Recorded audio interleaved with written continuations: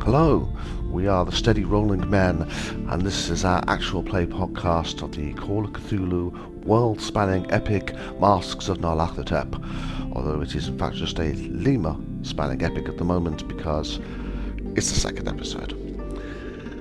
Having travelled to Lima and got to know each other a little bit, you now rejoin us as we're facing up with that most horrifying and terrible of role-playing adversaries, a door. A door to what? Probably some sort of warehouse, but it's going to definitely be a door to adventure, excitement and interest as we take on this second episode. So let me pass you over to our Keeper of Secrets, Darren, to lead us away. Augustus Larkin and his silent sidekick, De Mendoza. You have subsequently found out from Jesse Hughes, stroke Jackson Elias, that there is something untoward going on, in his opinion, with his expedition. He's talked of Karasiri, mythical fat-sucking vampires. He's talked of death cults, and he's talked around his suspicions that De Mendoza and Larkin are up to no good. In an attempt to find more information, you have headed to the University of San Marcos to meet Professor Sanchez and one of his undergraduates who you met last night, Trinidad Rizzo, who has been working on an ancient text that's dating around the 15th century when the conquistadors arrived here in Peru, and which Professor Sanchez has alluded towards Elias that there may be some connection with the pyramid. After speaking to Professor Sanchez for a while in his office on Saturday morning, you became concerned that his undergraduate Rizzo had not returned from the basement where she was searching some artifacts that she thought were related to the journal that she'd been deciphering. And as a result of that, you've headed down into the basement of the university. And just as you were descending the stairs, the university telephone rang, which sent Professor Sanchez back upstairs to answer the phone, and the rest of you continued on your way to search for Rizzo, having been slightly concerned about stories that De Mendoza had been seen loitering outside the university previously. Okay, so just as a reminder, Jacob was ahead with Lex following, and then from my memory, I can't remember whether was it a case of Stanton was staying on the stairs or was he following as well. Just remind me where Stanton and Douglas were. I was going downstairs. Okay, you're going downstairs as well. Yeah. Stanton was originally hanging back with Professor Sanchez, but when he went off to answer the phone, he followed behind the others. Okay. But he was a good, I don't know, 20 feet away. Okay, that's fine. Yes. Yeah. Okay. At the bottom of the staircase, there is a long basement corridor which leads to the storeroom. It's poorly lit by two humming electrical lights. At the far end, the door to the museum's cavernous storeroom stands ajar. So, Jacob, you weren't far away from you literally just arriving at the door. So, I think I was reaching out for the door handle as we finished. Yes, you were indeed. So, what are you going to do? I'm going to open the door and look in. Okay, you look through the doorway. You can see that the storage room is huge, filled with evenly spaced rows of floor-to-ceiling shelves. Most of the shelves are packed with crates, boxes and bags containing a huge variety of artifacts. The shelves and containers all look to be neatly labelled from what you can see. Everything is clean and well kept. Between the dim electrical lighting and the packed shelves, it is difficult to see very far into the storeroom. Just bear with me a second. I can't get the bloody Sirenscape to work now. Okay, what are you going to do? I'm just going to put my hand up to everyone else just to ask them to stop for a second and just listen carefully before I walk into the room. See if I can hear anything. Okay. Can you make a listen roll, please? And that's a no. Okay, is that a 91, yeah? It was, yeah. Okay, yeah, no, you can't hear anything other than the kind of the buzzing of the electrical lights. How close am I to him? You were third, so you're behind Lex. So Yeah, so Jacob is just standing in the doorway at the moment, just looking with his head poking through. So Lex is directly behind him, and then you behind that. Okay. Well, as I've not heard anything to alert me, I'm going to sort of tentatively enter the room. Okay. When you say tentatively, are we talking about are we moving normally, or are we creeping, or how's it working? Slightly slow walk, not creeping, but okay. So you're not trying to be really quiet; you're just walking normally. Yeah, but just carefully. Okay. Right, you're going to go into the storeroom. Okay. Okay. You move into the storeroom, which means that obviously, Lex, you can go in. You can follow in as well. Okay, I go round to the door. I have a look in, and I see. You see this huge cavernous storeroom filled with rows and rows of floor-to-ceiling shelving, boxes, crates. Most of the boxes and crates are teetering on the shelves. Some of them are on the floor around the shelves, but it's literally almost like a warehouse size. That's how big it is. I go, wow, that's so cool. I've never been anywhere like this before. Hey, Douglas, have a look at this. Douglas, you kind of follow in the awestruck Lex into the. Is all of this stuff like antiquities and museum stuff? Yeah, well, not only that, it's the kind of thing that's maybe not so important that it's not even on display. Oh. But maybe when we find Rizzo, we can ask her about it. But I can't hear her, and I can't see her. We should probably try and find her. Okay, can you all you're following up as well, Stanton? Okay. I'm going to say fairly loudly, not shouting, but pretty loudly, so it carries. Hello, hola. Okay. You hear hello, hola, kind of doesn't echo because there's too much stuff in here, but you say it quite loud. Can you make a listen roll, please? I have failed my listen roll. You're so awestruck by looking at all the antiquities that you're not even listening. That's right. I failed too. Okay. That's because you shouted hello, so you didn't hear anything. I passed. Is that a normal success or a hard success? That is a normal success. Okay. And what about Stanton? Let's get in there. Just trying to fish the dice out of this. Okay. So that's 23. Oh, it's a success. Normal success. Normal success. Okay. Just by the way, Jackson Elias, or Jesse Hughes, whichever you want to call him, he stayed on the staircase, so he's kind of at the bottom of the stairs in the corridor. And you hear him. You hear just before you go into the room, Douglas. You hear Jesse say, "What's going on? What's in there?" Nothing, it seems. Okay, you can hear footsteps from behind you as he walks up the corridor towards you. So Douglas and Stanton, you hear the faint sound of hastened footsteps in the far corner of the warehouse. Very quite quiet. I mean, you hardly hear them, but then you also hear the sound of a creaking door, and then it isn't slammed, but it's closed. It's sufficiently quickly to make a noise. Okay, I'll run over there. Okay. I'll tell the others. Okay, so you see Douglas just kind of suddenly break out into a sprint as he starts to try and move his way between the various obstacles, which is quite difficult to run at any speed here because there's so much stuff in here. But you're heading towards the far left-hand corner of the warehouse. I'll follow on behind him as quickly as I can. Okay, so Douglas, Stanton, did you follow straight as soon as you saw Douglas because you heard it as well? Did you run after him or what no, because I told the others what I'd heard. Okay. So Jacob started running, and I'll basically follow up. Okay. Last to move. And Lex, you're following Jacob, yeah? Yeah, I'll be last. I don't know why they're running. Okay. Yeah. Well, you heard Stanton tell you that they heard because he actually said what we heard. We just say, yeah. Okay. Yeah. Okay. Right. Okay. So the chaotic layout of the storeroom's huge shelves, compounded by the tight spaces between them and the occasional box on the floor, frustrate your efforts to move at any speed. But you pick your way through the museum artifacts as quickly as you can. So, Douglas, you're about 10 foot ahead because you ran off pretty quick. Jacob, you're kind of following up.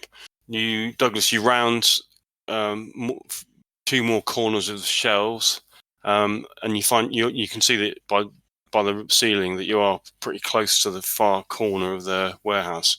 Suddenly, as you round the two more corners of the shelves, you see a door ahead of you around 10 yards. But between the door and yourself, there are 2 rows of teetering storage boxes. And halfway along that row is what appears to be a pile of clothes half buried under some crates and spilled artifacts that have been pulled from the shelves. Okay, I'll run past that on the assumption that is Rizzo, and I'm going to try and catch whoever went through the door, and I'll turn as I run and say, check on her, if it's what I think. I'll check on her, because I think I'm next, aren't I? Okay, yeah, you are next. Okay, so Douglas, you fly past the whatever it is on the floor. You just kind of jump over the clothes and the boxes, and you're just heading directly towards the door then, yeah?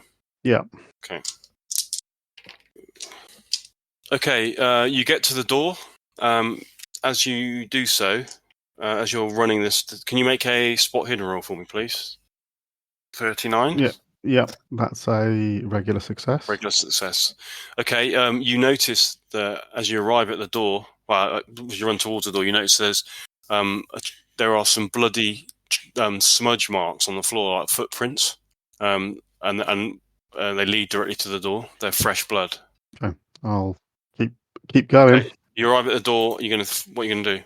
Well, what could I? I know I'm moving fast, but could I tell from footprints the size? Were they men's shoes, bare feet, women's shoes? Yeah, to be honest with you, just at the speed you're moving, you haven't really had the opportunity. It's just like a trail of blood, really. So you can't really identify them that closely. Okay, I'll just pass through the door then. Okay, you need to so you get to the door pulls towards you. You're going to just pull it open? Yeah. Okay, you pull the door open, you find yourself at the bottom of the staircase that heads up, and you can see at the top of the staircase is daylight. You can feel like the warm air coming from outside. You're going to run up the stairs? Yep, run up the stairs. Okay. And I'll stop just before I get up there, and I'll peer around the corner. Okie doke. Right. Meanwhile, back down in the basement, Jacob, you've kind of bent down over the clothes on the floor, yeah? Yeah. Okay. As you get closer, you kind of crouch down, and the others obviously follow up behind. Jacob, you see that they aren't simply clothes, but they are, as you kind of pull you need to move some of the boxes and stuff. You're going to do that? Yeah. Okay. You move some of the boxes aside, and you see a horrific, flat, emaciated corpse, almost mummified in appearance. It has a large disc of torn, fresh, bloody flesh on its upper chest. Its face is shriveled up beyond recognition, frozen in a mask of terror, eyes still wide and staring. The blood-stained, ripped clothes that the corpse is swamped by were once feminine and well-fitted. A colourful bead necklace remains around its withered neck, and a pair of round spectacles are smashed on the floor nearby. Looks like it's Rizzo. Okay, can you make a sanity roll, please? That's a fail. Okay, I'm just checking something on your character. Okay, you lose 1 point of sanity. Okay. You've seen dead people before, but never before have you seen anything quite as disturbing as this. I'll reel back and say to... So who's with Stanton and Lex are both here, aren't they? So Yeah. I'll say to them, Yeah. I think it's Rizzo. She's dead. I will just sprint past. I go, I'll get after Doug. He could be in danger. So you're going to run after Douglas, and so and the other two. So Jacob and Stanton. What are you going to do? I'll run up to Jacob and steal myself what I'm about to see, his corpse. Okay. So you're going to have a look, yeah? Yes. Yeah. Can you make a sanity roll, please? That's a pass, isn't it? Yeah. Okay. Despite the fact that the obviously down here in the flickering light, the horrific emaciated corpse is stomach churning, but you're momentarily kind of feel sick, but you're okay. You notice that both of you notice that in her right hand, which is horribly withered, in her clenched fingers, there's looks like a ripped piece of old parchment. Okay. Lying next to her body is a small wooden crate that has been smashed into pieces. The way the top has been pulled off the crate indicates that the damage is not entirely due to a fall from the shelves, and that someone has forced it open. The remains of the crate are packed with straw, and poking out from the mass is a section of what appears to be some sort of golden item. Okay, meanwhile, back on the staircase, Douglas, you have reached the top of the stairs and you're poking your head around, as you said. Yeah. Yep. Okay. You find yourself in a courtyard of the university. There's a small fountain at its centre, and there are two kind of lanes that seem to lead out of it. One heads away from where you can just about see, heads to what looks like the road at the side of the university. Okay, but some movement catches your eye in the other direction across the courtyard, and you see a figure, the unmistakable figure of D. Mendoza. He is running down the side of the university, and he's just stopped at a window. And it looks like he's trying to climb in through the window. How far away is he? He's about 30 yards from you. Okay, I'll run towards him. Okay. And shout, "Mendoza, stop where you are!" Okay. Right, back in the basement. What are you guys doing? I'm going to investigate the gold item in the broken crate. Okay. Yep, and I will carefully try to remove the parchment. Right, and you said you were Lex. You were running after. So you get to the bottom. You get to the staircase at the bottom. You open. Well, the door's already open. You're just going to fly straight through it. I just want to catch Douglas. Okay. That's my focus. Okay, as you go through the door at the bottom of the stairs, you can hear Douglas's voice shouting above you. What was it, Mendoza? What did you say? I can't remember what you said. Stop where you are. Stop where you are. Yeah. Okay. Okay. You can't. You look up the stairs and see the sunlight, but you can't see Douglas. So you assume he must have obviously run off at the top of the staircase. You're just carrying on up the stairs, yeah? Yeah. Okay. Right. So back in the basement. So in the small wooden crate, you pull out what the gold item. It's a single length of worked gold, but it's around 2 feet in length, 3 inches wide, and 1/3 of an inch deep. Both of its ends are rough, as though the piece was ripped or broken from a larger design. It's really heavy. It probably weighs about 25 pounds. Wow. It's largely a straight band, although 4 sections jut out at right angles into short spurs or squared off spirals. The surface is imprinted with a series of non-repeating geometric shapes, mostly squares and rectangles with no obvious meaning to them. None of the shapes resemble any known form of writing. Can you make a spot hidden roll, please, Jacob? Oh, I'm on fire tonight. No, fail. Okay. Are these similar geometric patterns to the one of the artifacts we were shown in the bar? Yeah, they do look similar to that, to the older one. Yeah, the one that Larkin mentioned he thought came from Tiwanaku. So that sort of design. Yep.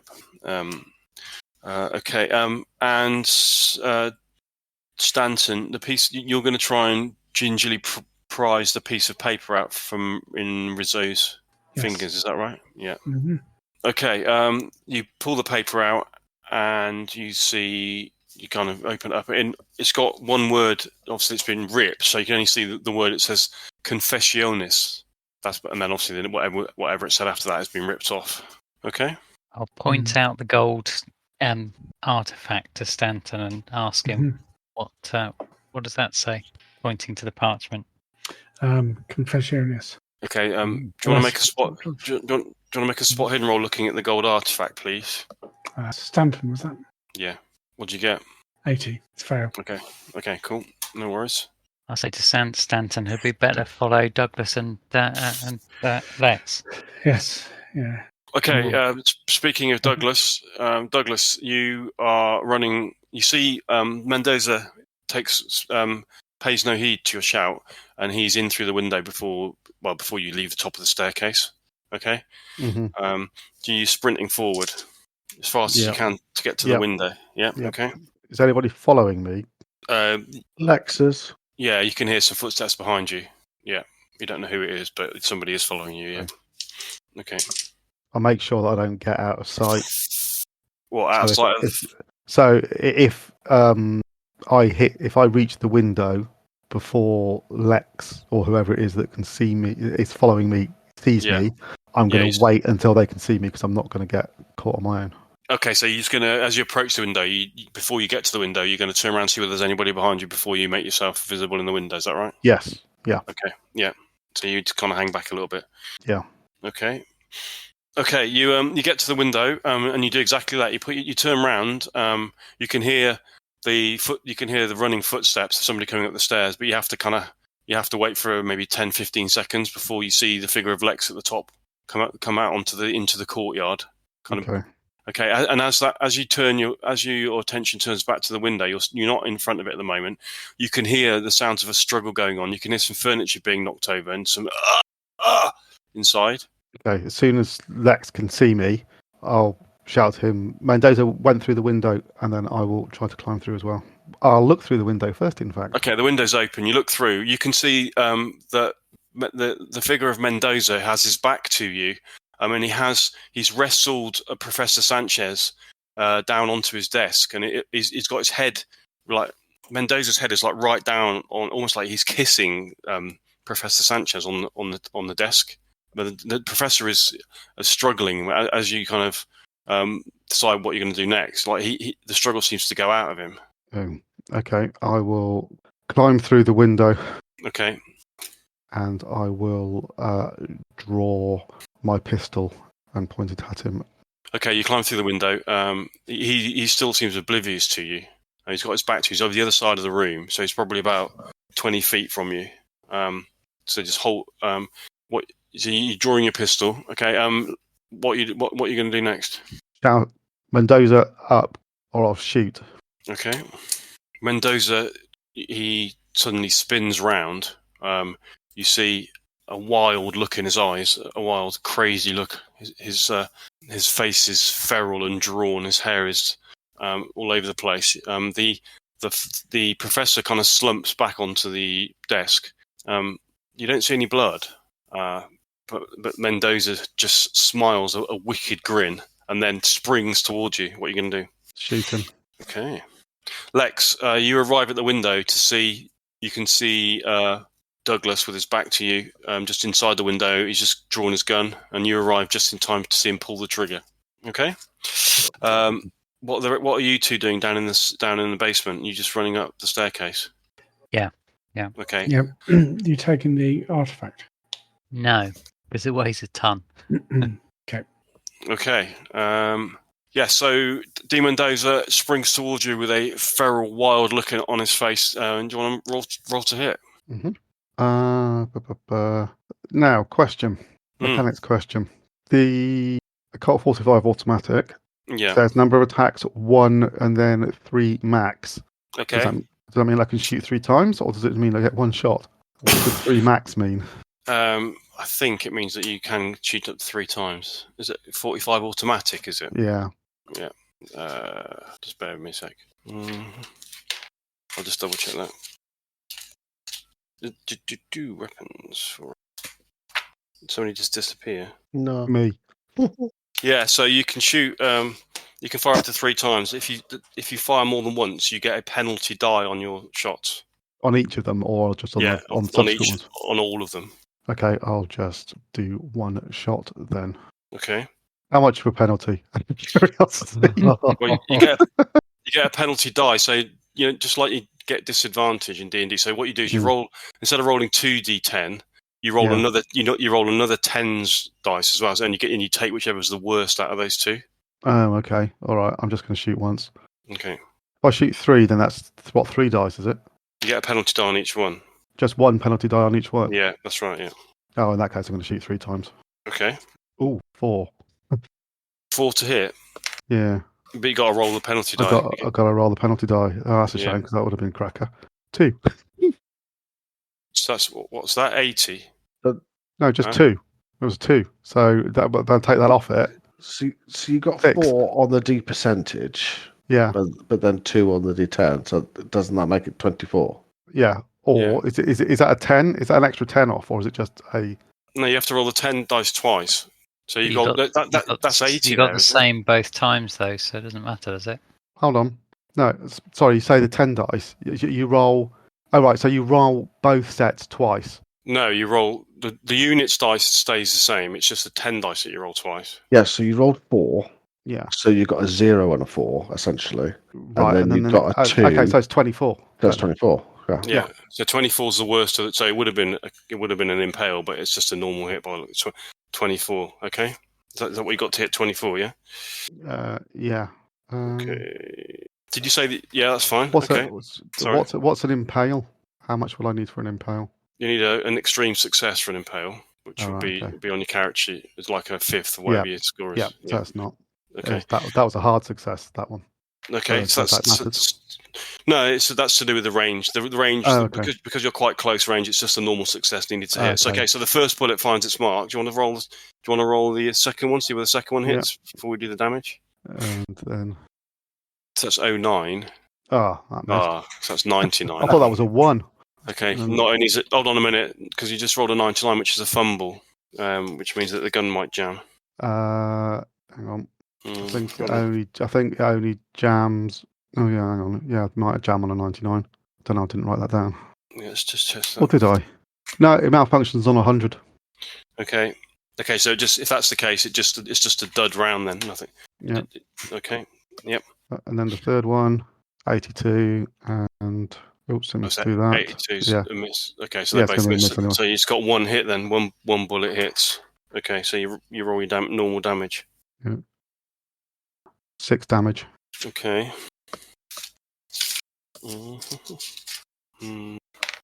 Just check that. Okay. Your bullet crashes into Di Mendoza's left shoulder, and he gets kind of half spun round by the force of the shot, but he doesn't go down, and in fact, this seems to fuel his bestial rage even further. He's now on you with a dagger in his hand that he's drawn. Okay, Lex, what are you doing? You're the other side of the window. You see all this happening. So I see him come at him, bestial. Yeah. I see 3 shots. I think I need to climb in. I need to come in and probably draw my own firearm. Okay, you jump through the window and draw your own firearm. And the other 2, you hear the shots. The 3 shots go off above you. So I presume that just doubles your intensity getting up the stairs. Yeah, I'll run up the stairs. Okay. Obviously, I intend to also shoot him, but I imagine I can't do that yet. No, climbing in through the window and drawing your weapon out is your go for this round. The other 2, getting up the staircase, you sprint up the stairs from the basement, noting the blood on the stairs as you go up, and you find yourself in the courtyard. Okay, as you get to the courtyard, can you both make a spot hidden roll, please? It's difficult to tell where the gunshots came from where you were. Oh, Jacob got a 4. Okay. Yeah, so. Okay. You see, just as you get to you're first to the top of the stairs. You look out into the sunlit courtyard, and you just catch the back of Lex climbing through the window further down across the courtyard, back into the window of where the professor's office is. I'll keep running in that direction. Okay. Sorry, I didn't get this last week. Does that get me a tick? It does. Yes. It does. So I won't ask that again. Simon, your pistol shot. That is true. Thank you. Although there's no tick box. Is there not? That's interesting. Yes, there is. Okay. Right. So back in the office, Di Mendoza is bearing down upon you, with the dagger drawn. I'm just going to see who goes first. Just bear with me 1 second. 70. Okay. Before you've got the gun in your hand. How many bullets does it take? The gun? 7. Okay, so you've shot 3. You shot 3 already. You need to keep a note of that because it takes. I have got a note. Yeah. Okay. You're surprised with the speed in which Di Mendoza flies at you before you can even pull the trigger again for another shot. He's on you, and he's wielding his dagger. Can I try and dodge him? You can. Hold on a minute. Just testing my knowledge of the combat system here. Mhm. Right, so first of all, he's going to make an attack. I need to get my dice up. Okay. Oh, I should say, and you're going to try and dodge. Yep. Okay, so that is yes. Baby, don't roll yet. I'm not, because I don't know what I'm. No, nor do I. Okay, so to make a dodge roll, you need to roll against your dodge, basically, which is fairly straightforward. Just what you'd be expecting me to do. Yep. Right. Yes. So that's a success against your dodge. Yep. Yeah. Okay. So the crazed wild man flies at you and screams in some kind of archaic Spanish. But the last moment, as the blade comes scything through the air, you dodge to one side, and the blade literally just goes past your face. He's actually he's thrust it. He's kind of stabbed with such force that it takes him off balance to a degree. You just stand to one side, and it's your action. You literally are you're just a couple of feet away from him now, and he's got his kind of side to you as he tries to recover his balance. Okay, I'll empty 3 more rounds into him. Hopefully. Okay, so you're now at point blank range because you're right next to him. Okay. Yeah. Which means that you get a bonus die, which counteracts the penalty die for being for firing 3 times. So you're just firing normal shots now. Okay. But he can fight back against you because he's right next to you. Okay. Okay. So just bear with me a second on that before you roll anything. No, he can't actually. He can't fight back against you. That's fine. Yeah, you can just unload 3 shots into him. Okay. That's a hit. Is that a normal success? Yeah. Normal success. 10. That's okay. That's a normal success as well, isn't it? Okay, so 3 successes. Yeah. So what would I? I know. Actually, it's not us an impale, that last one, isn't it? Yep. Yeah, but not that you're going to need it. Okay, so you do 1d10 plus 2 for the first one, 1d10 plus 2 for the second one, and the impale does 12 plus 1d10 plus 2. Oh, jeez. Okay. I think I hit him in the head. Winged him. 4. Okay. 11. 11 total now, yeah. Yep. No. 15 total. 15 in total. Okay. Right. 22. Hang on, wasn't that a D12, the last one? No, it's You 12. say No. 3 shots. Yeah, 3 shots. Yeah, the last one is just 12 plus 1d10 plus 2. Because you get Yeah. maximum damage plus that you roll it again. You get how much is it altogether then? 25. A lot. 32. 32 damage. Okay, you're right next to him, so you just unload your Colt into basically shoot him twice in the chest. He throws his left arm back the first time, and the dagger goes flying out of his hand, skittering across the office. The next bullet hits him on the right hand side, and it sends that part of his body flying back as well. And then the third bullet just hits him directly between the eyes and his head. Well, there isn't much left of it by the time that he crashes to the ground. Blood everywhere, as you can imagine, including over you. I'll step back and I'll reload as I go over to check the professor. Okay, Lex, you've just witnessed all this. I just stand there, open mouthed. What? Lex, just don't look at the body. Check the professor. Hold on a second. He hasn't really had a lot of choice looking at the body because there's lots of the body all over the place. Lex, don't look at what's left of the body. I'm just gonna. We were having a drink with this guy like just a bit ago. What's going on? What we want to find out. What, he's killed Rizzo? I'm assuming that was Rizzo that I ran past. I don't know. I just been following you. You can't go running off on your own. Yeah, don't think it's not appreciated. Can you make a sanity roll, Lex, please? I have succeeded. You succeeded. Okay. So even though this is probably the first time you've ever seen a dead body, it's maybe the carnage on the hockey rink. No. Well, I would have seen. Yeah, you've also seen dead bodies in my Submariner days, but it's definitely the first time I've seen someone be shot. Yeah, and obviously shot in quite a kind of messy way as well. But you deal with it fine. So, okay. So what you're going over to the professor? Did you say? Yeah. Yeah. Okay. I'll do that too. Yeah. Okay. He's less bloody. The other two, you've obviously heard the now 6 shots. Are you going to run? You saw where he was going in through the window, so you just obviously run over to there, I presume. Yeah, I'll have a quick look in and then climb in. Okay.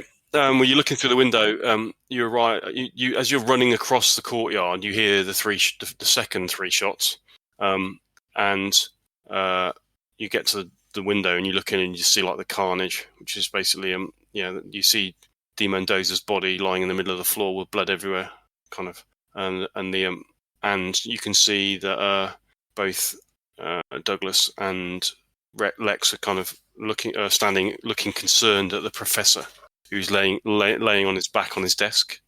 Before I climb through the window, I just have a quick look round the courtyard. Is there anyone else around who might have overheard this? There's nobody in the courtyard, no. Okay, I'll head in through the window. Okay. You guessed obviously the street isn't far away. You're not sure, but there's no sign of anyone having kind of running towards the building or anything like that at this stage. Okay, you're going to climb in, yeah? Yeah. Okay. Right. Can I tell that it's De Mendoza, or is he recognisable? Yeah, you can tell by he's instantly recognised by his clothes. Even though his head's kind of not really, you can just tell straight away that it's him. Okay, the professor. As you get to him, Douglas, you're pleased to see that he is still conscious, and he doesn't appear to have any actual wounds on him either. But he does have kind of, you notice that he's got some weird kind of mucus stuff that's all over his face, around his mouth, and then kind of in his beard and stuff. Really, really odd kind of mucus, thick mucus that you've never seen before. Almost like waxy secretions.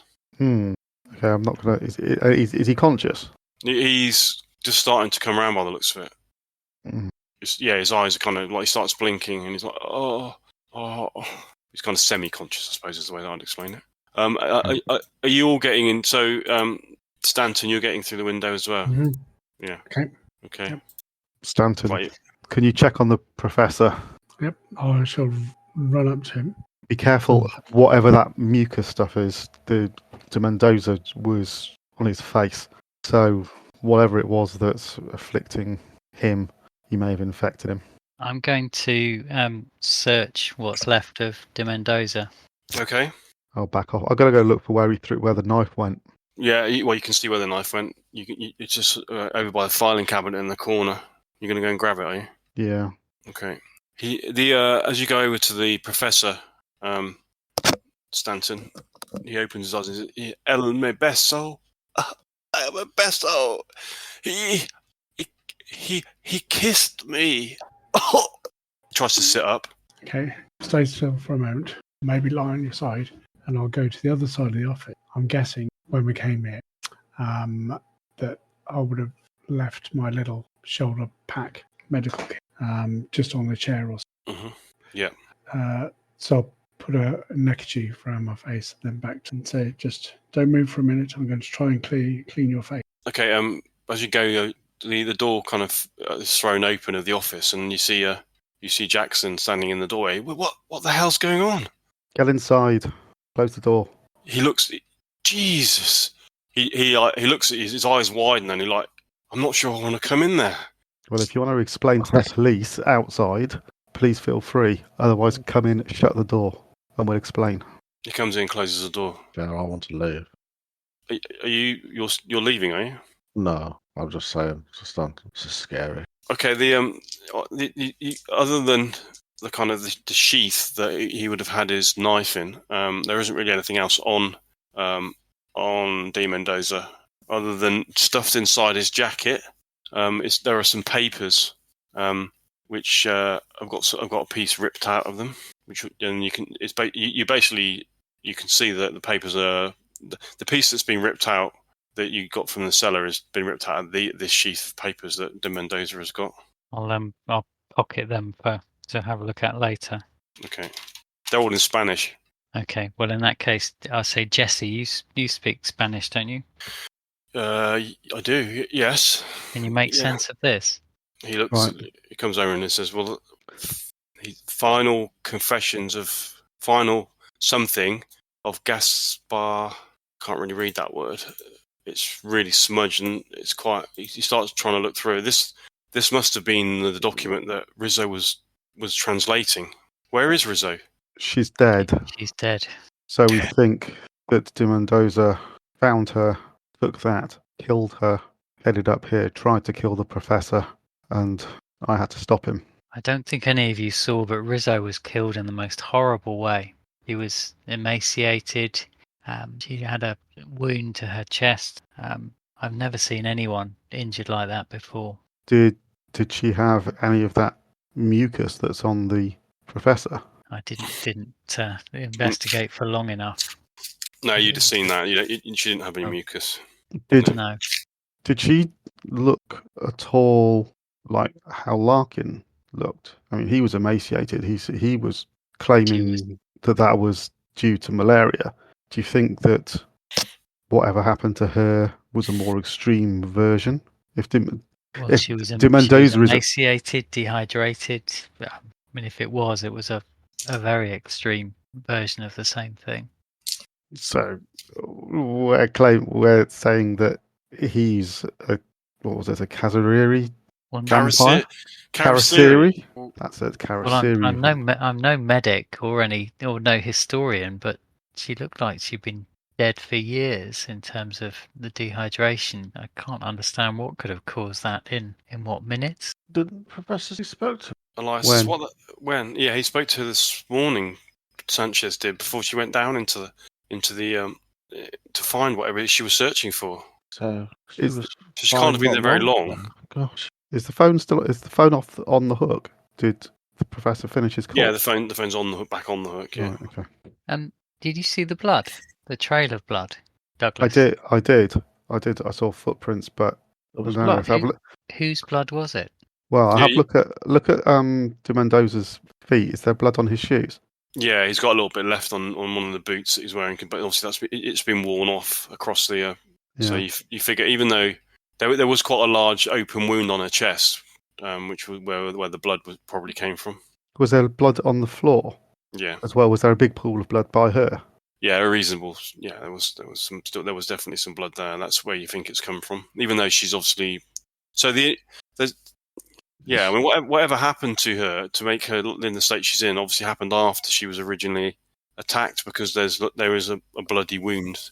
Could I tell anything from seeing the wound as to what might have caused it? Whether it was the dagger, or is there any blood on the dagger? No, there's no blood on the dagger, and the wound was. Give me a sec. Yeah, so the wound was a disc shape of torn, fresh, bloody flesh. It was about 4 inches across. It's the same size and shape of one of the artifacts. I think I'm the only one who's seen this, so I'll describe it to everyone else. Is that the size of one of the artifacts? No, not really. It kind of looks like it almost looks like something like bit her, because it's a round wound, although it's more round than you'd expect to see from a mouth. But the way that the flesh was rended, it's almost like it's been some sort of bite. But it's kind of like a worm sort of bite. Yeah, it's like a leech type of thing. Oh, well, exactly. If there was such thing as a giant leech, that would be exactly what it looked like. A round wound like that, with barbed. I'm going to steel myself and go and pull de Mendoza's lip aside slightly to have a look at his teeth. Okay. Okay. Meanwhile, I'm listening to what everyone's saying. So I'm focusing on my administration. Professor Sanchez. Yeah, to take a fresh dressing, put some medical alcohol on it, wipe away the mucus, check that he hasn't swallowed any. Okay, I'll be with you in a sec. Just bear with me a second. Yeah, it was a bloody torn circle. It was about 6 inches in diameter. Bigger than a mouth, isn't it? Unless you can distend his jaw. Douglas, what was de Mendoza doing when you came in? The professor said he was kissing him, and it had that appearance, which would explain the mucus around his mouth. Now, if we're talking the realms of the possible versus the improbable or impossible, let us assume momentarily that he is a vampire of this legend and that he has been feeding on his master, feeding on Larkin in some way. He killed Rousseau, either himself or maybe he has a giant pet leech. And he came in here and was doing something different to the professor than he did to her. Oh, Douglas, what the hell? I mean, monsters from mythology, how can that be? I mean, I've seen a lot of creepy shit in my life, but this is on another level. He's not a vampire. I'm not suggesting. I'm not suggesting that he is. I'm not suggesting he is. None of that's real. No. I'm gonna grab the nearest pen or pencil, given that this is an office, and just use it to pull de Mendoza's lips back to have a nose. You feel your heart. You feel your heart miss a beat slightly as you see inside his mouth. Is an inner row of barbed teeth that are like all around his inner lip and cheek, like a second row of teeth that are set in a weird kind of. Well, gum isn't the right word, but it's just not. It's not a normal human configuration of teeth. My God, gentlemen, look at this. Lean over and have a look. Okay, so D. Mendoza has a row of circular row of teeth that are set into his cheeks. Yeah, I'll step back at that and then look over. That reminds me of picking up sea lampreys in Lake Champlain, just downstate a bit. Oh. That's exactly what they look like. That's a perfect description of what they're like. Lampreys. That looks to me very similar to the wound on Rizzo's chest. Do you think he's carrying a parasite? That looks like would that be the mouth of a giant tapeworm inside him? When I used to fish for lampreys in the lake when I was a boy, they're no bigger than my hand now. Never get that big. No, if I got one a foot long, I thought I had a good day's fishing. There are things in the Amazon that we haven't discovered yet. Maybe he was infected by some kind of parasite, and that's caused him to act like this. I was going to say, how does a fish make you go attacking on people? Well, it might be some sort of lamprey-like worm, like you said. I think. Douglas, I think you're onto something there. I think that's probably most likely. That's certainly a lot more feasible an explanation than him being a Karasiri. No, I wasn't suggesting he was. I was suggesting that initially, until we discovered that perhaps he was using that mythology and acting it out in a way rather than him actually being a vampire. Well, yeah, and I think you're right. I think that's probably what. Like going back to what I was saying before about death cults, etc. It's that fear. That's exactly what he would do if he was called a Karasiri by the locals, then yeah, of course he would play up to that. He would love that. Yeah, but that doesn't explain why. There's nothing natural about this. This isn't. Well, it's certainly improbable.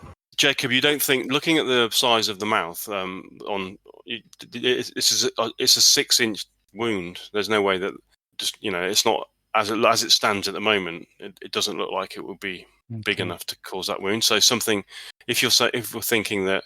If you think that it is D. Mendoza that's caused the wound, then something must have happened to his mouth when he did it to allow it to enlarge somehow. It distends. If that is the case, and that is a parasite in there that has yet to be discovered by science, and he's been infected by river water or something, or however that thing got into him, could it be possible that it's transferred by what he did to the professor? So by transferring mouth to mouth, is it possible that the professor is now infected because one of its eggs or whatever keep your voice down. Keep your voice down, Douglas. The professor's right here. He's kind of still. Speaking of the professor, you're examining him at the moment. Stanton, can you make a medicine roll, please? I know, actually. Yeah, medicine or first aid, actually, whichever one you prefer. The professor should make a listen roll and see if he heard me. Yeah, I'll go first aid. Killed him. He dies. Second aid. Okay. You have killed him. I think he's okay.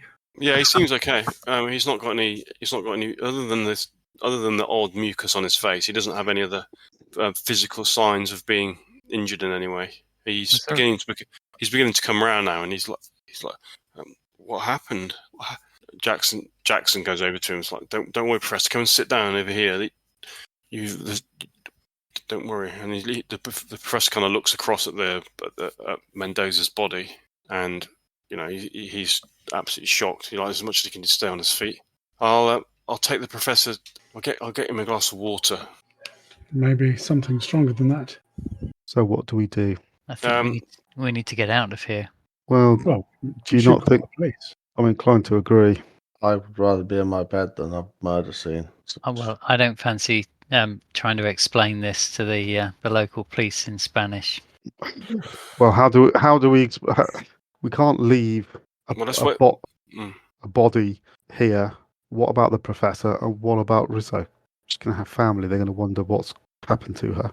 What do we do? Skip the country?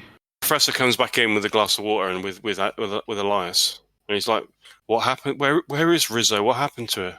The Mendoza, I'm afraid, got to her before he got to you. She's died. No, that can't be right. It can't be right. I'm afraid It is, Professor. I'm sorry, she's dead. Where? How? Oh, he sits down in down. your storerooms. Jacob, do you have the notes? I do. I'll produce the notes for Sanchez. This is what he took from her. What he was trying to get her away with. I think that she was killed for these. And You were right. She was in danger. I should have listened to you before. Professor You weren't, Sanchez, right next to Rizzo was a gold artifact. I'll describe it. Do you know whether that was in any way related to the pyramid? I don't know. Rizzo had told me this morning that she'd just finished her translation of that document, and that she thought that she'd seen an item in our stores that related to it. That's all she said. She said that she was proud of her work and she wanted to show me when she came back, when you guys arrived. Now she's no longer here. I can't believe it. This is all your fault, all of you. If you weren't so greedy, coming here trying to steal all our artifacts, none of this would happen. Professor, I think you wouldn't be with us had Douglas not acted decisively. It was not us that killed her. De Mendoza killed her. Jackson says, "These are good men. I know what's happened is a shock. It's a shock to all of us, but these are not to blame. Things would have been a lot worse if we had not been here." He says, "Professor, if our relationship means anything, then please believe me. We need to think clearly about what we're going to do. We need to understand what they're after. What was in those documents?" The professor says, "She kept her notes in her locker, but I don't have the key." Where is her locker? He gestures outside into the part of the passageway that he just come out of in the main corridor. But we must have the key. The key must be on her. Can you show me which one, Professor? Okay, he goes. He walks gingerly outside and points to her locker. Is anyone else around? Me. I've followed you out. Was it former Q? I'm going to fiddle with the door and just check it's closed and locked. Okay. And if it is, then I'm going to try and open it. pick the lock. Yeah, it is. It is closed and locked. I'm going to try and open it. Okay, go for it. That's a yes. Okay. The lock clicks, and you open the locker. Normally, the professor might be quite annoyed about that, but in this current state of affairs, it's probably the last thing that he's worried about. Interesting skill for an art dealer, Jacob. Oh, it's just a hobby. I repair antique clocks. Gives me a bit of an aptitude with some of the locking mechanisms. Normally, the keys have been lost. Anyway, what's inside? Yes, of course. Okay, you kind of a knowing look. You search through some of her personal possessions. The professor has to turn away with tears in his eyes. He's too distraught to look in the locker.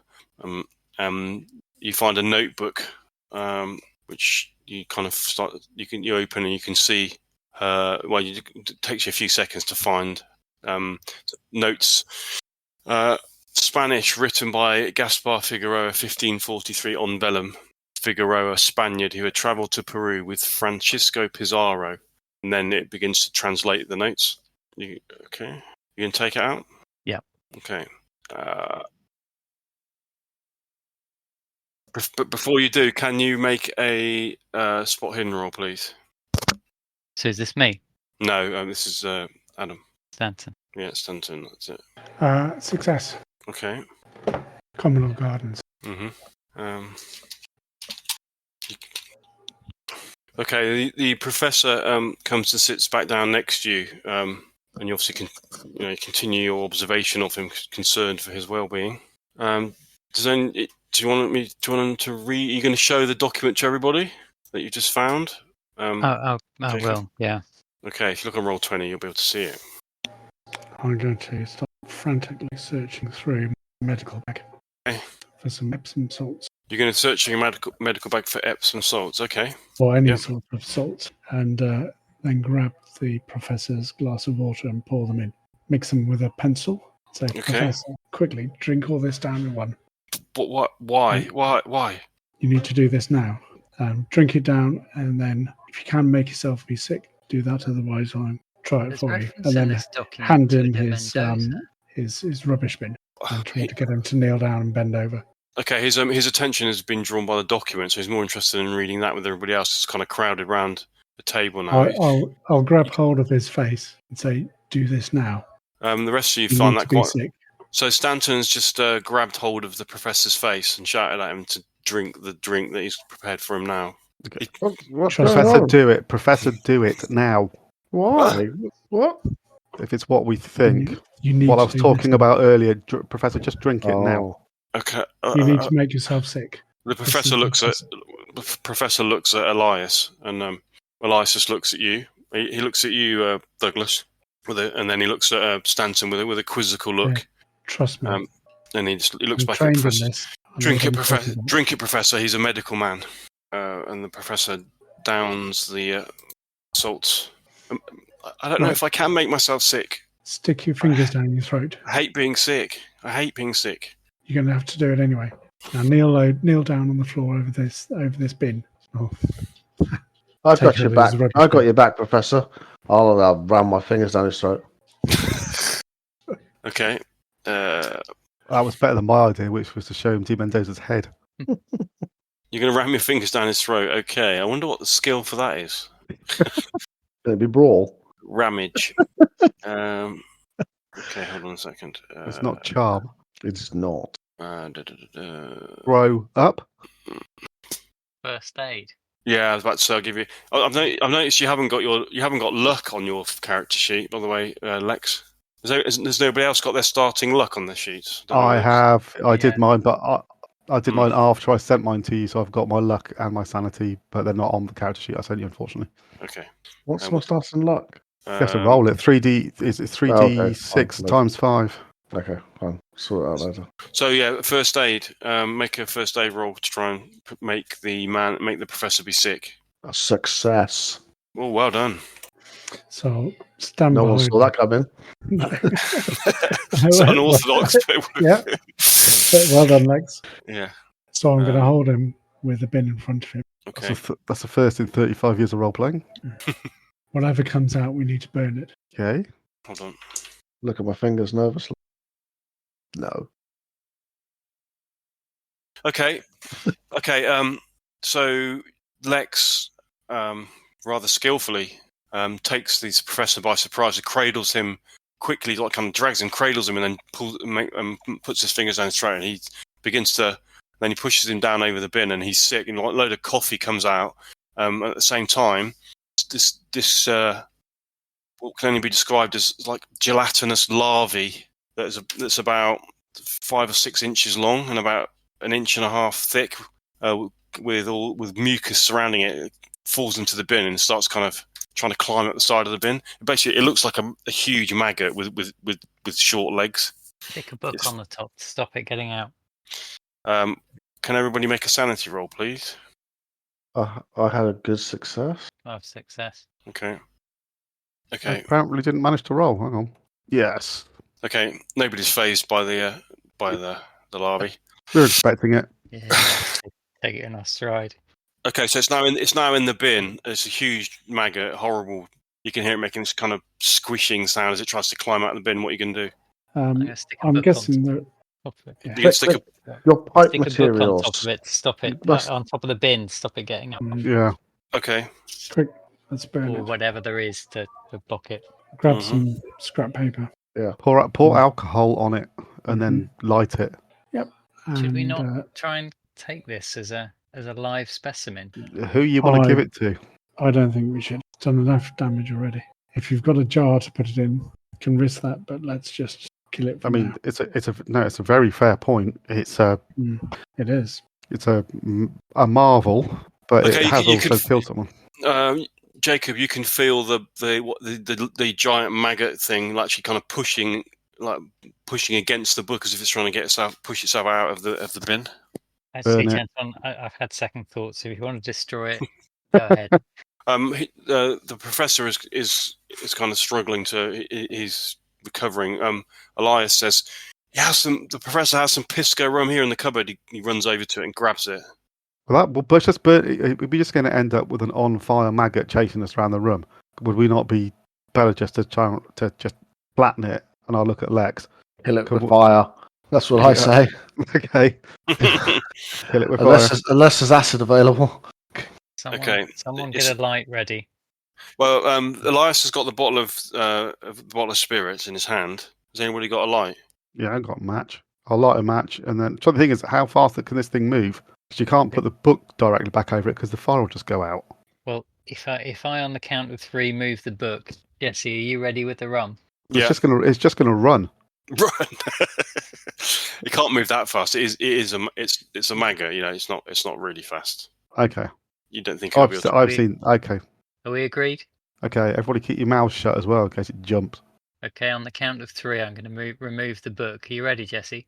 I'll light a match to be ready to flick the match at it. 1, 2, 3, and I'll remove the book and step well back. Okay, Jesse's gonna pour the rum over it. Okay, hold on.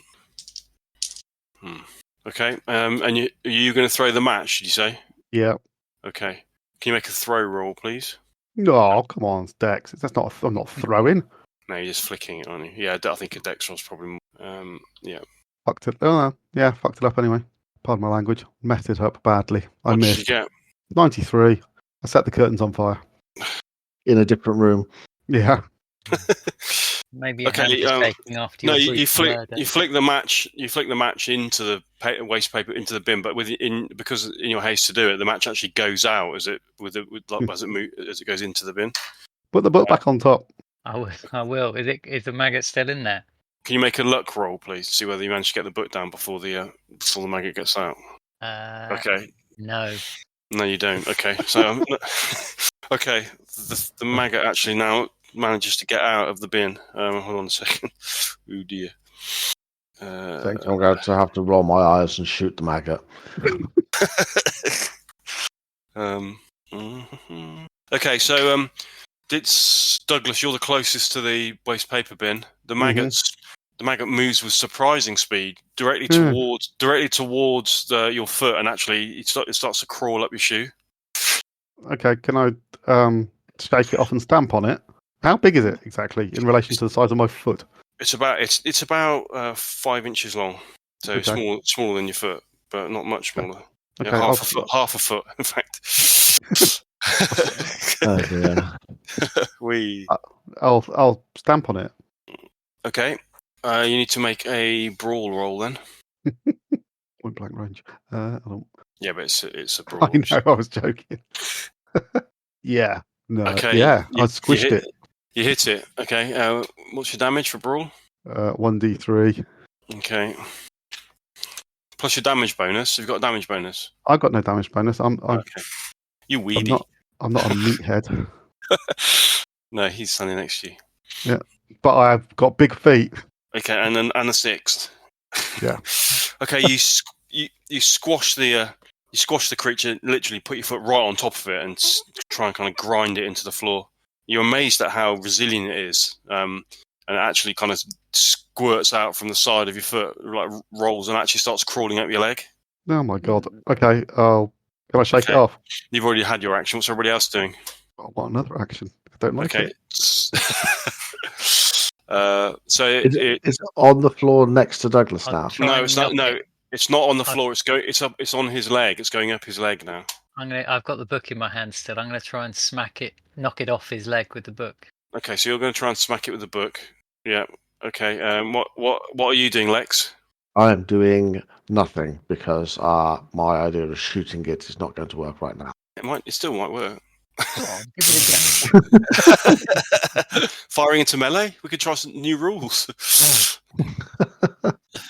No, thanks for the kind offer. I think that's good. It's firing into Douglas. That's not firing. Yeah, that's different. Okay, so you're not doing anything. What are you looking to do, Stanton? Okay, I will hold my bottle of medical alcohol and try to shake that onto the grub.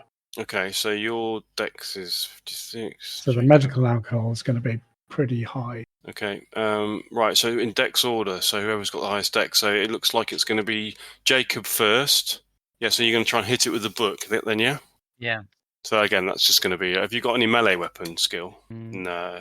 So just be a brawl roll, yeah. It's just a... that's a no. Okay. Yeah, it's surprisingly quick, this thing, and the book is unwieldy.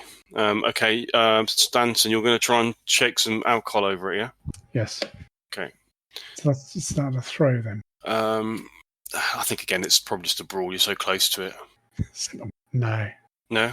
I just can't reach it. That his legs moving around, it just goes over. Okay.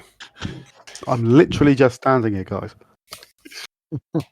Crying. Okay, Jackson just says, jeez, and he gets his 45 out and shoots it. Oh, get out! Yeah. Oh! Absolutely.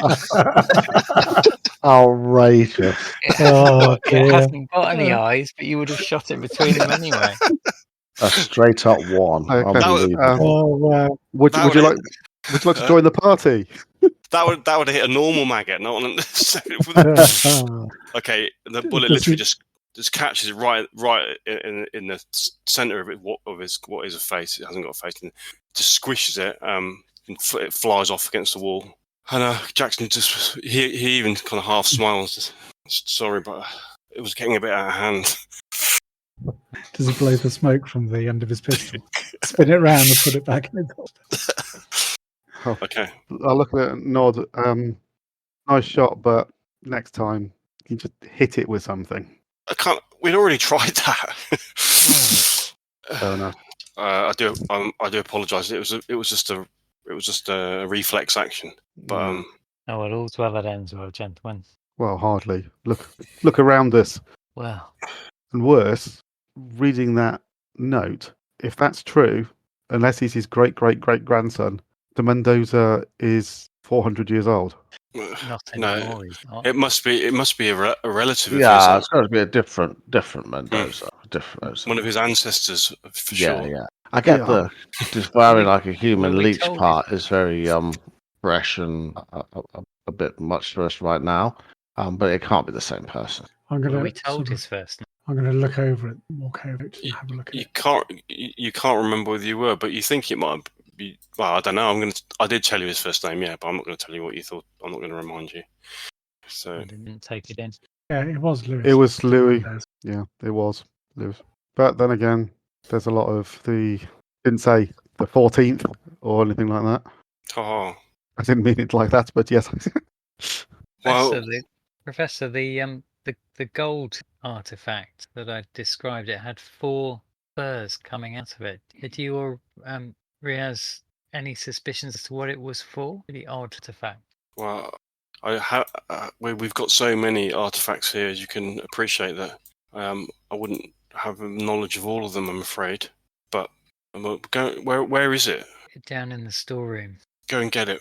I'll go. I know where it is. So I'll head down to the storeroom. Okay, you're going to go out and get the gold. Yeah. Lex, go with him. I don't think any of us should be travelling around on our own at the moment. Yeah. Thanks. Wait up, Jacob. Professor, how do you feel now? Obviously, apart from... Yeah. Do you feel anything else in your stomach? I feel okay. Thank you. You saved me from whatever that was. Thank you. I'm sorry if I was angry with you. I realise it's not your fault. We need to all this aside. We need to think about what we're going to do. Well, because this is your city. What do you? How will this be handled by the police? I need to phone this. I need to telephone the civil guard, and they need to come here. But what can we tell them about? I mean, they will suspect me. Well, suspect you? There's how they would suspect you because one of my undergraduates has been killed in the basement. And how can I explain what happened? Well, there's the blood on the boots. De Mendoza. Well, we tell them we tell them what happened. We say there was. You'll have to go. The strangers and foreigners. The civil guard will. And they won't straight away. You'll be under suspicion.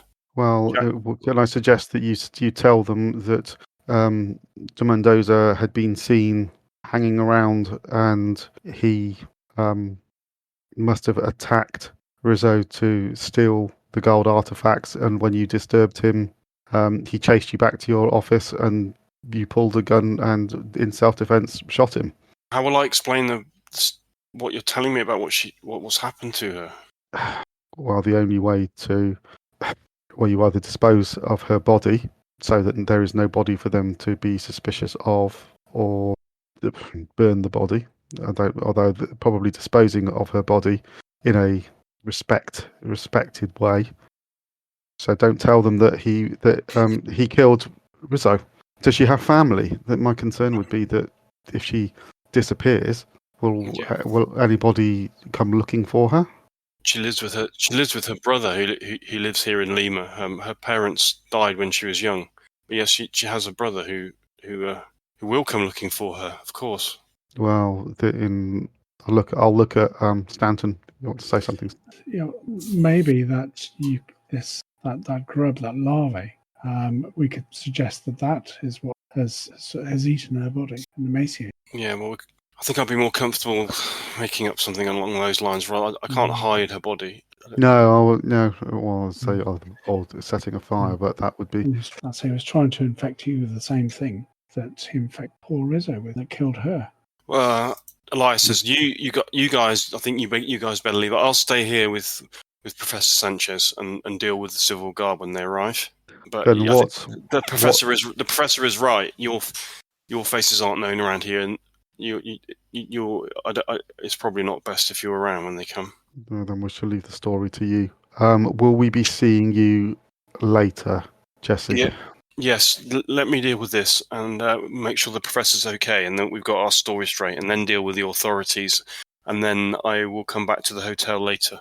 And what of Larkin? Do we think that Larkin was aware what de Mendoza was doing? Well, that's a question that we need to ask him. I think maybe is he infected with one of those? Well, that's a question for later then. We will meet you at the hotel. Unless you want to go and ask him. Well, yes, that may be. I'll leave you to do what you think is best. Time may be of the essence. We'll see you later. So Jacob, sorry, not Jacob. Yeah, Jacob's come back upstairs with the artifact, and it's now on Roll20 if you want to have a look at what it looks like. Professor, do these symbols mean anything to you? That's interesting. They look like maybe Tiwanaku symbols. Maybe they're not familiar to me really. Though no, they no is the answer. They're not, which is unusual because I will normally recognise most symbols and understand their meaning, but these are foreign to me. You know what this is, Professor? Oddest artifacts I've ever seen. Bizarrely shaped. He looks at it. If I were a betting man, I would say that this is the large section of gold that was pried out of the wall by the men in Gaspar Figueroa's attestation. He says, showing you the piece of paper. Some sort of ward or decoration. The men pried out a large section of the gold, exhausting themselves in an attempt.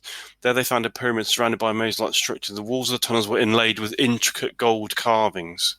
The men pried them out. This must be what that is. And now he says, look at it closely. He shows you, like he looks at it with takes his glasses on and then off again. Look at that. Now that he points it out, you can see that there seems to be thin layers of human skin that are actually stuck to the gold, like as if they've been burnt on. And where did you find it? It was down in the storeroom. It had fallen out as if someone had disturbed the. So this must have been what Rizzo was looking for. So she went down when she was attacked by Mendoza. He stole the manuscript from her. Maybe he tried to steal this as well. But why would it be hot? Well, have a look at his hand. Okay, you go over to Mendoza's body, and you look at his hands, and actually, his right hand has like burn marks on his fingers.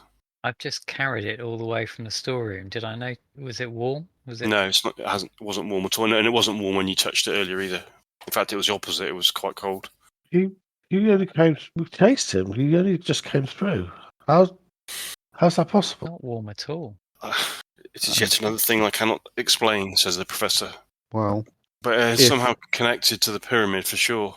If this came from the pyramid and this was the gold carvings, I'm going to take the gold and just touch the end of it against Mendoza's skin on the back of his hand. Okay. You see, it basically starts to fizz and burn, like as if the gold was hot. Take it away. It's reactive to anybody that's been infected by those maggots. So maybe it's some sort of protection, maybe, says Jackson. Yeah. Can I just tried it on the remains of the maggot as well? Okay, yeah. The remains of the maggot, they just turn to jelly when it touches that. It seems to react even more violently against that than it did against D. Mendoza. Is this magic? Chemical reaction? No, it's chemical reaction. Yeah. Oh, okay. Okay. That's a relief. I thought I was getting a bit. Mm-hmm. Okay. No. So gold. Yeah. Okay. I wouldn't be so sure, Lex. There's nothing natural about it. Well, there's sure to be an explanation. I mean, again, I've seen a lot of weird stuff, but I can guarantee there's no such thing as magic. Yeah, it was chemical. I get it. So, like when we had the batteries in the sub, we'd have metal anodes in there and cathodes. It must be something like that. Yeah, exactly that. It's reacting. The ancients used whatever. Maybe this isn't actual pure gold. Maybe it reacts with infected people, and they were protecting the pyramid from infected people. So that's what this was. It was some form of defense against the people infected with these maggots. So, I'm no scientist, gentlemen, but I do know a little bit about art, and gold doesn't react with things. What makes it gold? Not usually. It doesn't tarnish. It doesn't react. Well, then perhaps this is not gold. Maybe, as you said, there's some sort of alloy of gold here. I'm going to appraise it, try and take a view on whether it is pure gold or whether it's an alloy. Okay, make an appraise roll, please. That's a medium success. I still haven't got the terminology. Okay, it's a hard success. Hard success. Okay. I mean, looking at it, you're pretty convinced that it is solid gold. I'll say that. This really is solid gold, gentlemen. Not that I would disrespect your knowledge, but the evidence we've seen suggests otherwise. Maybe this is for another. Maybe for another time. If you gentlemen probably need to get going before anybody. Yeah.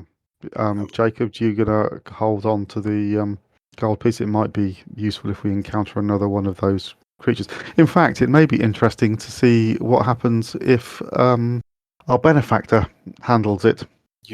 Professor says you need to go and speak to Larkin and find out what he knows. Yeah, so we should pass it to Larkin and see if it burns him. Did he handle the 2 gold artifacts that we? Yeah, he did. Yeah. But they may not be the same as this. Anyway, we should leave. This is we will, Professor. I am in the nicest possible way very sorry to have ever met you, and I'm sure you feel the same. I am extremely sorry about Rizzo. I hope we meet again in better times. He just nods. You can see that he's going. He seems like going into some sort of shock now. He's kind of. Elias says, "I'll telephone the Silver Guard You probably need to clean yourself up a little bit, Douglas, before you leave. Yeah, I'll do that. I at the time I didn't pay too much attention to it, but I did take it. The dagger, Yeah. is it unusual in any way, or? It's not unusual in as much as it's not ornate in any way, but it does look really old. Okay. I should leave this. If you wish to have a story about being attacked, it would probably make sense for Mendoza's weapon to be with him. So I will hand it over to the professor. Okay. Well, Jackson takes it. The professor's kind of a bit out of it now. Yeah. Actually, Okay. before I do that, I'll hand it to Jacob. Jacob, how old would you say? Let me look. Okay, I'm going to roll this for you. Let me just get your skill up, your character sheet here. Okay, Jacob thinks that you're looking at something probably like Renaissance, like 1600s, that kind of time. Pretty old. Family heirloom, perhaps. Which rather frighteningly fits with the dates on the translation by Rizzo. Indeed. Well, it could have been handed down. Mm. Let's go. Okay, you clean yourself up as best you can. Yeah. You're going to head back to the hotel, yeah? Yes. Yeah. Okay. Where I will clean myself up properly. Righty-ho. For sleep. I'm going to wrestle. Okay, so it's by the time you make your way back through. Are you going to walk or are you going to go on the trams? Walk. Yeah. I'd rather have some fresh air. Okay, and you're going to be less conspicuous because you haven't really managed to clean yourself up fully. Not really. I don't really want to sit there with brains dripping off me. No. Okay. Raj, what are you doing? So you're taking? Are you taking the gold with you? Did you say somebody taking the gold with them? Yeah, Jacob's taking it. Okay, Yeah. And did you leave the? So you left the Spanish version of the document with the museum, but did you take Rizzo's translation? Yes. Yeah. Okay. Again, Jacob. Yeah. Okay. You head back through the afternoon streets, Saturday afternoon, of Lima, and you're kind of in a little bit of a shock actually as you're walking. You don't really say a huge amount. It seems weird being out in the streets and the traffic and everything going on as normal out here in the lovely sunny weather. The sky's blue, palm trees everywhere, mountains in the distance. It's actually a kind of idyllic setting, really. But yet the horrors of what have just happened to you are kind of playing heavily on your mind. Eventually, you get back to the hotel. Wait, what are you going to do? Go up to your rooms or stay downstairs? Or I'm going to go and clean myself up. Okay. What sort of time of day is it? It's mid-afternoon now because the meeting was at 11 o'clock in the daytime. I'm going to go to the bar. I think I need a drink. Okay. Are you going to go up to... Yeah. Absolutely top idea, eh? I'll join in, Jacob. Get me a cold one. I think I need a brandy. Okay, you're standing in the bar now. There's quite a lot of people in the Hotel Mary on a Saturday afternoon, enjoying the fare, cocktails, the music playing, and the great and the good of Lima enjoying their Saturday afternoon social life. What are you doing apart from drinking? Did you come back down as well? Are you all going to I dropped out briefly, but I did say that I wanted to get my clothes cleaned if there's a laundry service, and I'll get changed. Okay, yeah, there is a laundry service. Yeah. Okay, so then I'll join them back in the bar. Okay. I'll just quickly freshen up and then ask the hotel managers or whoever's on duty if there's an apothecary nearby, and I'll sort of show them my bag of medical. Okay. Need to buy a few bits, and if it the receptionist, one of the receptionists tells you that there is such a shop about 3 streets down. Okay, It gives you directions for that. Quickly see the others and tell them I'm going to head off to restock. I think that's wise to go alone, Stan. I don't know if de Mendoza was working alone. I suppose you're right, I hadn't. I mean, not Larkin, but perhaps one of us should go with you. It's just down the street. Very well. I only need a few bits. It's a public road. It should be safe. I'll come with you, Stan. Okay, thank you. Okay, you're going down the road to get your doctor's bits and pieces. Yep. What do you need to get? Anything particular? Well, another bottle of medical alcohol. Used half of that one. Okay. Dressing, some more salt, Anything Yeah, else? And if standard they got doctor anything, stuff. yeah, if they got anything that can really make you sick more quickly than that, then I'll go for that. Okay. Or maybe another two bottles of alcohol. Yeah. Maybe some more iodine. Okay, they've got all of that. Yeah. So that's not a problem. Some shotgun shells with salt in them. Salt shells. I don't think they've got those. Yeah, I think a big bag of salt to put around our beds at night. Okay. So a few medical supplies, and then hurry back to the hotel. Okay. Yeah. You go and collect your supplies. Without you don't see anything suspicious. And you're back in the bar now. Playing catch up. What do we do now, gentlemen? It's Saturday afternoon. We're supposed to be meeting Larkin at Monday morning to begin the expedition. I suggest we go and see Larkin. At the very least, he's going to be wondering where de Mendoza is, and Do we tell him? we have it out with him.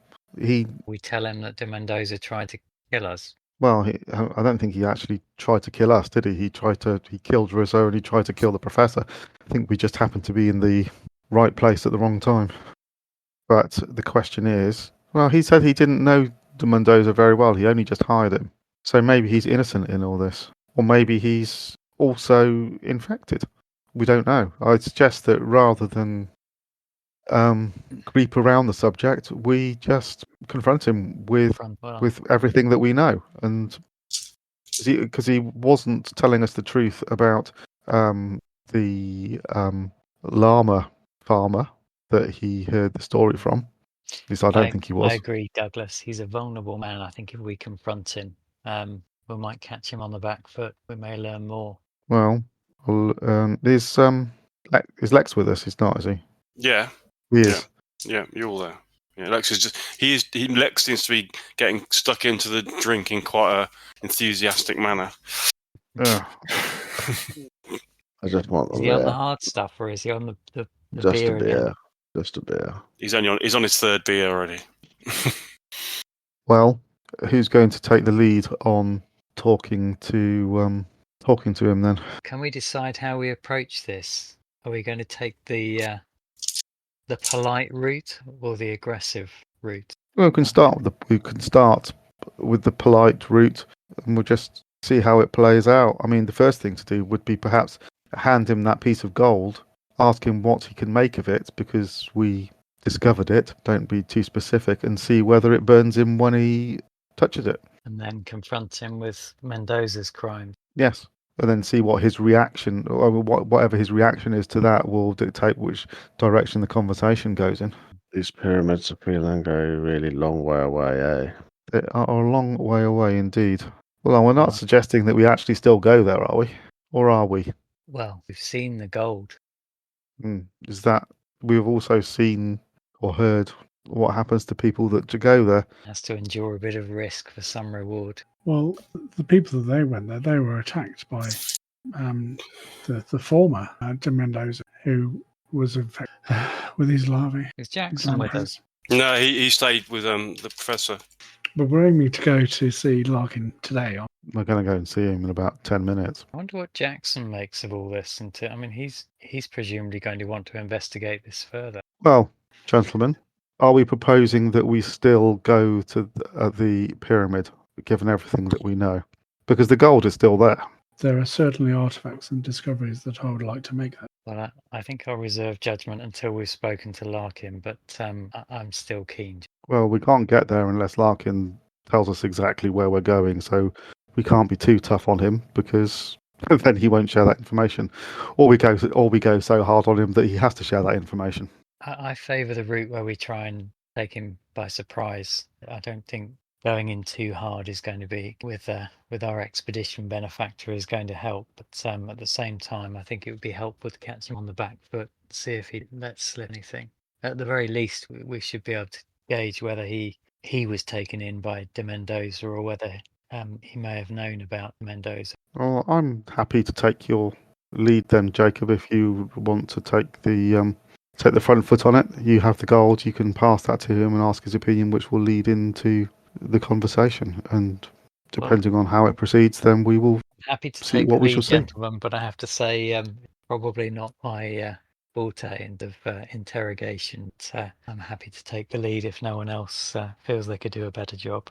Look around, everyone. That coming from? Oh, that's not for us. Behind the bar. See?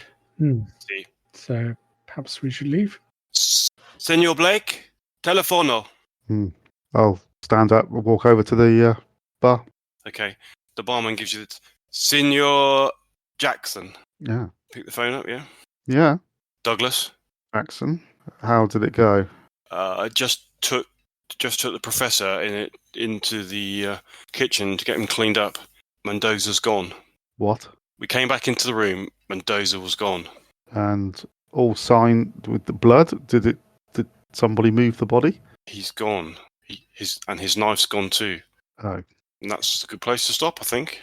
Hmm. Yeah. Cool. That was an eventful one. First sanity loss of the campaign. Yeah. Episode 2 and my first murder. Oh, well done. Well done. You didn't hold back either. No, I think that was in that circumstance. I think probably just emptying everything I had into him was possibly the best. Absolutely. Yeah. I think not only was it the best, but it was probably the most logical in terms of it's probably what you would have done. Yeah, I wasn't going to be kind of like picking him off. That's kind of like, no, this is crazy town. This crazy madman that was trying to eat the face of a good, honest professor he's speaking to. Then he turns on you, of course, in the face. But what I do like is there's a distinct sense of jeopardy in combat. It's not like getting into combat in D&D. Yeah, I think maybe it is like first level. Maybe. Well, no, it's Cthulhu is we know that Cthulhu is dangerous in combat, but also the fact that you don't really know how the combat system works properly either makes it even more kind of shit. Tell you what, I don't want somebody to crit me. Well, you think how much damage you did against him, and somebody doing that against you, you'd be dead straight away. Yeah. Oh yeah. Yeah, if somebody impales you with a gun, that's it. It's lights out because they're doing like maximum damage plus they're rolling again on top of that. Yeah, I mean that's a headshot, isn't it? That is just basically good night Vienna at that point. Yeah, I thought Jackson's shot was the best. I can't believe you rolled a 1. That's outrageous. Do you know what the thing that gutted me the most is I didn't use the gun sound effects when we were doing the shooting. Why didn't I do that? It would have been so cool. Sometimes I hate myself. Yeah, it's cool. Not to be used. Yeah, it's excellent. We're still in the early stages of it can't be magic. It can't be the occult. Surely it can't be the occult. I know. Chemical reaction. Can all be explained through science. Parasite. That's why it was made him. Yep. Anyway, it was great. I enjoyed that. I enjoyed that a lot. That was excellent. Yeah, brilliant. Yeah. And that's a wrap on episode 2, everybody. Hope you enjoyed it. 2 episodes in and someone's got shot already. It's warming up nicely here on Masks of Nyarlathotep, which I don't think just pronounced badly, but we're going to roll with it. And hope you're enjoying our Call of Cthulhu actual play. We'll see you next week for episode 3.